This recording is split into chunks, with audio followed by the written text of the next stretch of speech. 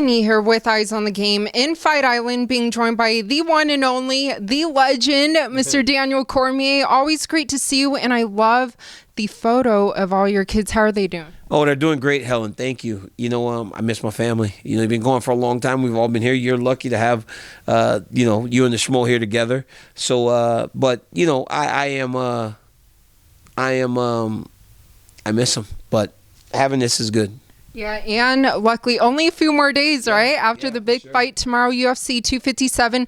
So the weigh-ins went down today. Was that kind of how you expected them? And then also with Dustin handing Conor his hot sauce. I think it was a bit, you got to call back to when they fought in 2014.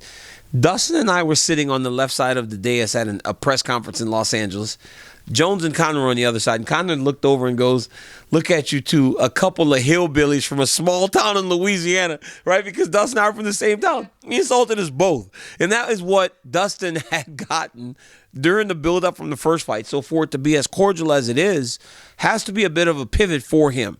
And for both guys. And it's not as nasty as it was. And so you saw a lot of respect. But you saw two guys that are in absolute phenomenal shape, both ready to go out there and put on a fantastic performance. Have you tried his hot sauce? I did. It's good. It's actually good hot sauce. I tasted it. I was talking to him last week, and we watched the Saints beat the Chicago Bears.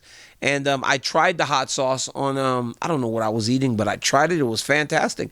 It's a good hot sauce. I have a bottle at my house, too. Oh, dang, it does sound good indeed. But kind of looking obviously at the main event, but the co-main event, a lot of people are anticipating Michael Chandler's debut in the UFC. And looking at the lightweight division, we have Charles Oliveira kind of on the outskirts waiting.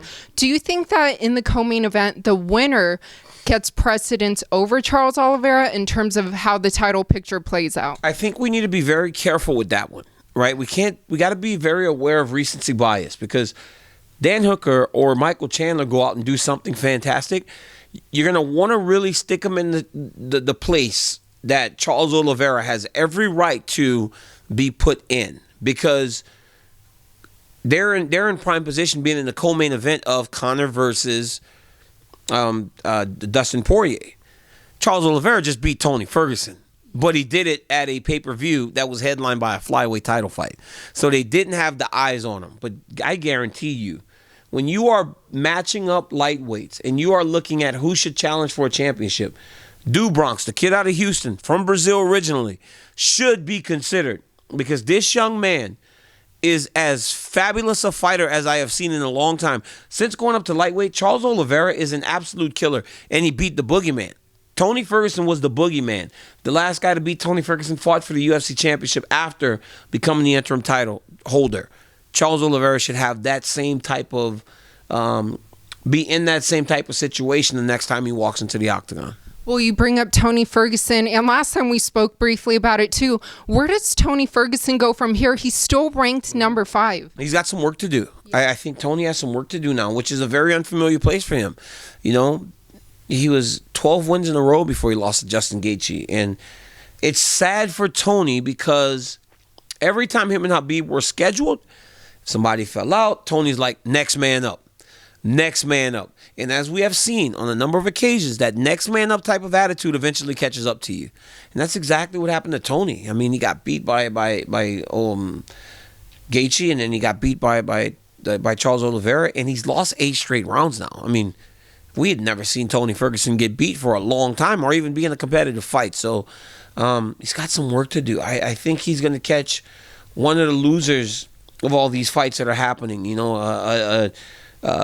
Whoever loses in the main event, whoever loses in the co-main event, it's a natural for one of those fighters to fall into a Tony Ferguson type of matchup. Well, it's definitely going to be interesting, and hopefully more questions will be answered after tomorrow night. But what about also the return of Nate Diaz? Yeah, Nate Diaz is out there too. Look, Nate Diaz is a celebrity. He is a star. I always speak to his ability to draw people in, calling them box office. He's massive, and he gets to pick his shots, though. You don't get to just call for Nate Diaz. So if you're Dan Hooker and you hear Nate Diaz go, hey, Dan Hooker's got some juice, you start to celebrate, because you are staring down the barrel of one of the biggest fights you could ever get, unless you're fighting for a championship. You know what? One thing that kind of like it almost like knocks me on my heels a little bit is Paul Felder. My guy Paul Felder never gets mentioned in these fights, right? There are so many great fighters out there that need a partner. Paul Felder's that guy. Paul Felder's going to bring the type of fight that you want to fight.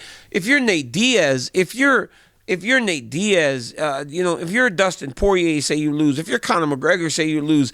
If you're Michael Chandler, say you lose. You want to fight a guy that doesn't want to just take you down the whole time, a guy that's willing to stand and fight you. Paul Felder's that guy.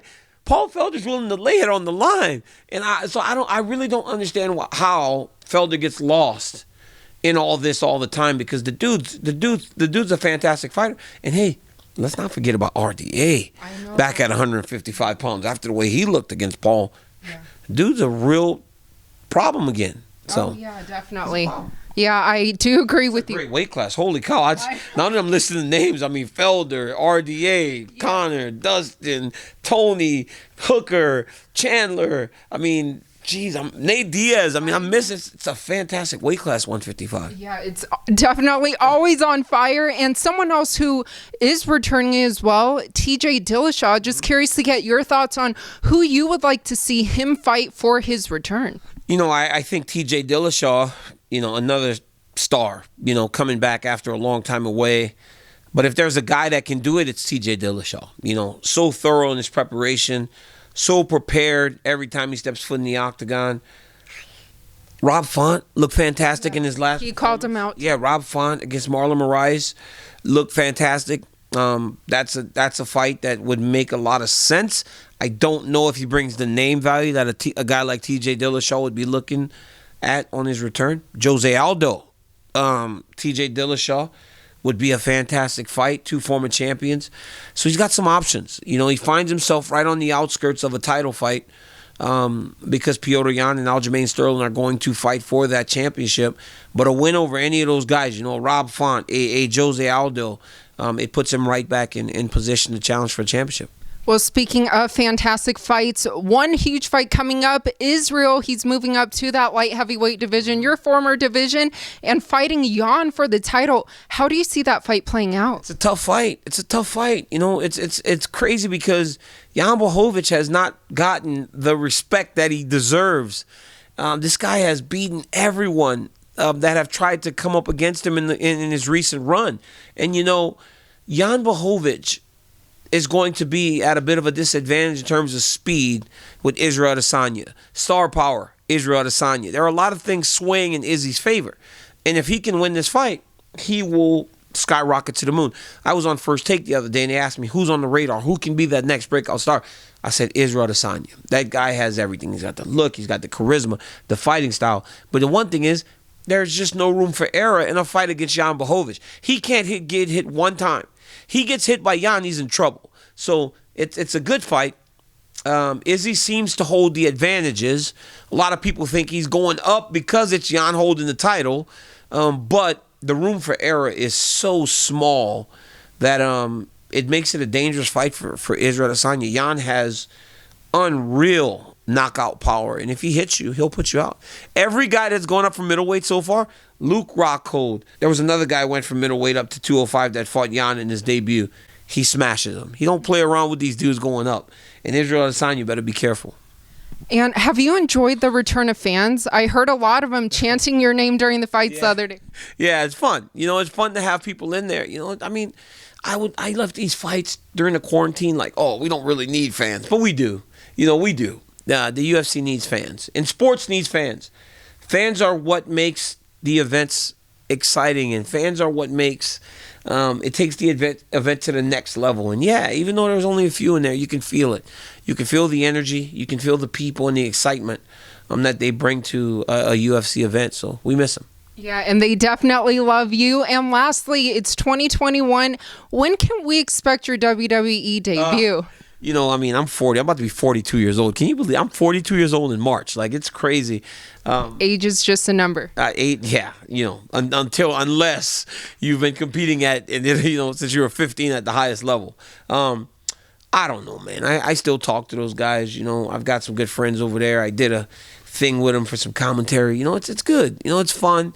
And I'm just kind of taking things as it is. Helen, I love my job.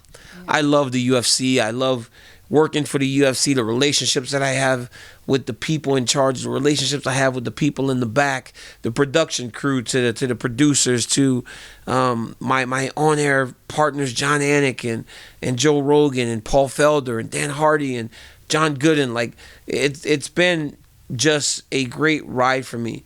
You know, me and Anik spend time not only doing the play-by-play at the Octagon, we do the video game together. You know, so I'm building all these relationships outside of fighting and just really enjoying the lane that I'm in right now. And you did a great piece on Dustin Poirier that you just posted on your IG. Yes, I did. I did a essay on Dustin Poirier. You know, a lot of people talk about what is it like to be a fighter? What is it like to live in those moments? And I try to do it justice as I spoke about what type of fighter Dustin Poirier is. Not just any fighter, but a blood and guts warrior from my hometown that is now on the cusp of the biggest moment of his entire career.